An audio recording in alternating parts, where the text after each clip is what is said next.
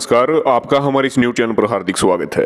बिहार राज्य से संबंधित 5 बड़ी खबरें निकलकर सामने आ रही है, जो कि बिहार की राजनीति से संबंधित बहुत ही महत्वपूर्ण खबर है। कृपया आप इस वीडियो को शुरू से अंत तक ध्यान से देखिएगा, सुनिएगा। अगर चैनल को सब्सक्राइब नहीं किया तो अभी कर लें, क्योंकि सबसे पहले व सबसे सटीक जानकारी आपको इस चैनल पर दी जाती है। सबसे पहले और सबसे बड़ी खबर निकलकर सामने आ रही है, चिराग पासवान का बड़ा दावा, लोजपा को मिलेगी जेडीयू से अधिक सीटें, भाजपा के साथ मिलकर हम बनाएंगे सरकार। लोजपा अध्यक्ष चिराग पासवान ने सोमवार को एक बड़ा ऐलान किया है। उन्होंने कहा है कि लोक जनशक्ति पार्टी बिहार चुनाव में जेडीयू से अधिक सीटें जीतेगी। 10 नवंबर के बाद भाजपा और लोजपा की सरकार ही बिहार में बनेगी।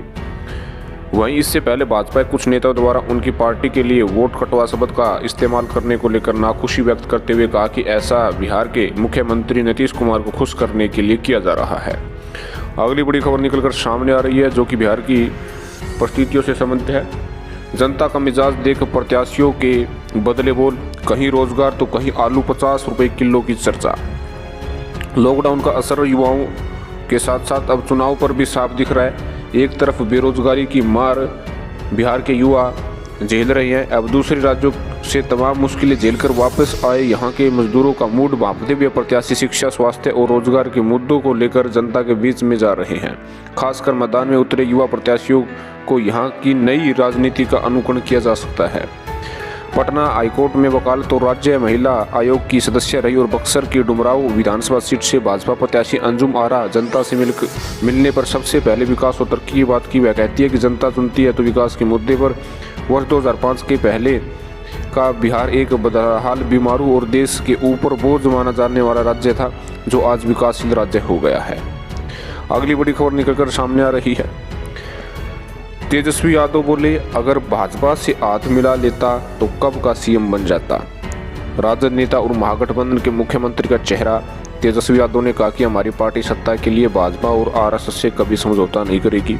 गया में चुनावी सभा में यादव ने कहा कि राजद ऐसा क्षेत्रीय दल है जिससे आज तक भाजपा व संघ से समझौता नहीं किया है। यदि अपने सम्मान को बेचकर मुझे मुख्यमंत्री बनना होता तो मैं भाजपा से हाथ मिलाकर कब का मुख्यमंत्री बन गया होता। तेजस्वी ने यह भी कहा कि महागठबंधन से नाता तोड़कर और फिर भाजपा से हाथ मिलाकर नीतीश कुमार ने राज्य की जनता को मूर्ख बनाया है।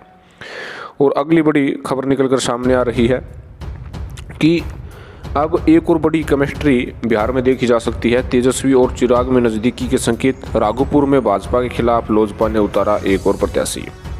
भाजपा से बड़ी दूरी के बीच लोजपा अध्यक्ष चिराग पासवान की विपक्षी महागठबंधन के सीएम पद के उम्मीदवार तेजस्वी यादव से नजदीकियों के संकेत मिल रहे हैं। दोनों नेता जिस प्रकार से सीएम नीतीश कुमार पर एक साथ हमला बोल रहे हैं, जिससे सियासी गलियारे में कई तरह के कयास लगाए जा रहे हैं। इन कयासों को तब और बल मिला जब भाजपा के खिलाफ उम्मीदवार खड़ा नहीं करने की घोषणा करने वाले चिराग ने तेजस्वी की सीट राघोपुर से भाजपा के खिलाफ उम्मीदवार खड़ा कर दिया। सीट बंटवारे पर पेच के दौरान इस रिश्ते की शुरुआत महसूस हो गई थी। तब चिराग ने सीएम पद का उम्मीदवार बताए जाने पर तेजस्वी यादव को अपना भाई बताते हुए उन्हें शुभकामनाएं दी थी। इसके बाद जब तेजस्वी ने नीतीश को चुनाव लड़ने की चुनौती दी तो चिराग ने तेजस्वी का साथ दिया। उन्होंने कहा कि सीएम को तेजस्वी की चुनौती स्वीकार कर लेना चाहिए।